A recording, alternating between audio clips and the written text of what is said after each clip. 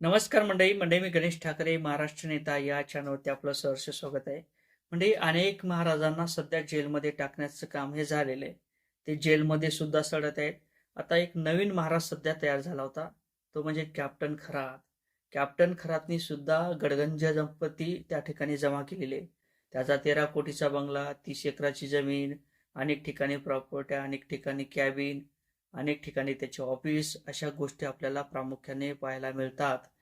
म्हणून आता या महाराजाची जी काही दिनचर्या असेल ही कशी होती, त्याचा जो काही पाळा असेल तो कसा होता, महाराज नेमका महिलेसोबत काय करत होता, महाराज नेमका त्या महिलेला काय देत होता, महाराजाच्या माध्यमातून त्या महिलेच्या प्रायव्हेट पार्टाची पूजा कशी केली जात होती, महाराजाच्या माध्यमातून जे काही नेते असतील त्यांना कशा पद्धतीने जंत्र मंत्र संत्र काय दिले जात होते, काय पाणी दिलं जात होतं, आणि महाराजांच्या माध्यमातून जे काही विकृतीचा प्रकार असेल तो कसा घडला होता, आणि नेमकं जे काही आमदार खासदार संत्री मंत्री यांचे पद नेमके कसे धोक्यात आले, ही माहिती घेणारा हा व्हिडिओ. नक्की चॅनलवर नवीन असाल तर चॅनलला सबस्क्राईब करा, व्हिडिओ आवडला तर लाईक आणि शेअर करायला सुद्धा विसरू नका.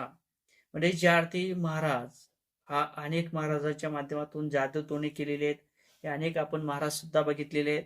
यापैकी एक नवीन महाराज कॅप्टन खरात यांचं सुद्धा नाव प्रामुख्याने समोर आलं होतं. आणि या कॅप्टन खरातनी अक्षरशः महिलेच्या प्रायव्हेट पार्टाची पूजा सुद्धा केलेली आहे. म्हणजे जे काही प्रायव्हेट पार्ट असतील त्याची पूजा झाली. त्या महिलेला काय मूल वगैरे नव्हतं, ते मूल देण्यात आलं. काही लोकांना खुर्ची पाहिजे होती, काही महिलांना सत्ता पाहिजे होती, त्या महिलेला सत्ता सुद्धा मिळाली. आणि आमदार खासदार संत्री मंत्री व्हीआयपी लोक अक्षरशः शनिवारी आणि रविवारी 2 दिवस त्या ठिकाणी मोठ्या प्रमाणात रांगा लावत होते. ह्या रांगा कशाच्या होत्या? जो काही महाराज असेल कॅप्टन खरात, तो कॅप्टन खरात एक जडीबुटी कुटायचा.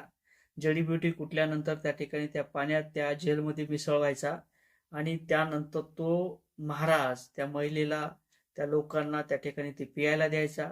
आपल्या जे काही मनातील भावना असतील त्या महादेवाच्या पिंडीसमोर ती बोलायला सांगायचा, मंत्र उच्चारायला द्यायचा. तो मंत्र उच्चारल्यानंतर, ते जल पिल्यानंतर, ते मंत्र उच्चारल्यानंतर त्या महादेवाच्या पिंडीवरती वरून जे काही पाणी पडायचं, त्याचा जो काही लोटा असेल तो लोटा हलायचा. आणि लोटा हल्ल्यानंतर आपल्या मनातील जे काही इच्छा असतील त्या पूर्ण व्हायच्या, अशी एक धारणा त्या महाराजाच्या माध्यमातून आणि माइंडसेट करण्याचं काम हे महाराजाच्या माध्यमातून झालं. आता या महाराजाच्या माध्यमातून त्या महिलेला जे काही जेल असेल ते दिलं जात होतं. आपल्या कॅबिनमध्ये बोलवलं जात होतं. कॅबिनमध्ये बोलावल्यानंतर जे काही महिला असतील त्या महिलेच्या माध्यमातून जे काही आपल्या इच्छा असतील त्या बोलल्यानंतर त्या महिलेला काही गोष्टीची मागणी केली जायची. तुमच्याकडे पैसे किती आहेत, मला तुम्ही पैसे किती देणार, अशी एक मागणी त्या महाराजाच्या माध्यमातून त्या महिलेला केली जात होती. आणि काही लोकांकडे पैसा नसल्यानंतर तो महाराज आपल्या बंगल्यावरती त्या महिलेला बोलवायचा आणि त्या महिलेच्या प्रायव्हेट पार्टची पूजा करायचा. त्या महिलेला काय मुलगा पाहिजेत, काय मुलगी पाहिजेत, किती दिवसांनी मुलगा झाला नाही, किती वर्षांनी मुलगा झाला नाही, अशी विचार न करायचा. तिच्या प्रायव्हेट पार्टाची पूजा करून तिच्यावरती अत्याचार करायचा, तिच्या विनयभंग करायचा. त्या महिलेचं जो काही प्रायव्हेट पार्ट असतील तिच्या सोबत छेडछाड केली जात होती, असं सुद्धा बोलले जाते. आणि आमदार खासदाराच्या माध्यमातून अनेक ठिकाणी त्या ठिकाणी संपत्ती देण्यात आलेली आहे. कारण तर या काळात आपली खुर्ची वाचवण्यासाठी काही प्रकार केले जातील हे सांगता येत नाही.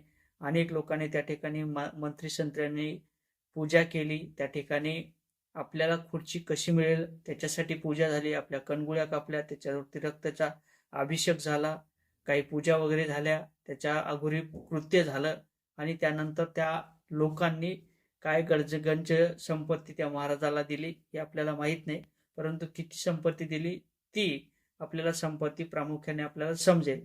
कारण तर 30 एकर जमीन, 13 कोटीचा बंगला, अनेक ठिकाणी आपले मोठाला ऑफिस, अनेक ठिकाणी जे काही संपत्ती असेल, 4 व्हीलर असेल, फॉर्च्युनर असेल, संपत्ती, पैसा, अशा अनेक गोष्टी महाराजाकडे सापडलेल्या आहेत. म्हणून महाराज काही कुठे कामाला जात नव्हते. महाराजाला जे काही दिलेलं असेल ते संत्री मंत्री या लोकांच्या माध्यमातून दिलेलं असावं. आणि निश्चितच ज्या पद्धतीने अमित शहा असतील यांचे सुद्धा काही फोटो पुढे आलेले आहेत. त्यामध्ये मुख्यमंत्री फडणवीस यांचा सुद्धा फोटो समोर आलेला आहे. त्यामध्ये उपमुख्यमंत्री एकनाथ शिंदे यांचा सुद्धा फोटो समोर आलेला आहे. अनेक राजकीय लोकांचे फोटो त्या ठिकाणी आपल्याला पाहायला मिळतात. आता हे फोटो कधीचे होते, कधी व्हायरल झाले याच्यावरती आपण बोलणार नाही, परंतु निश्चितच आमदार, खासदार, संत्री, मंत्री यांचं सुद्धा भवितव्य धोक्यात आहे आणि सरकार कोसळण्याच्या मार्गावरती सुद्धा आहे, असं काही विश्लेषणकर्त्यांचं म्हणणं आहे.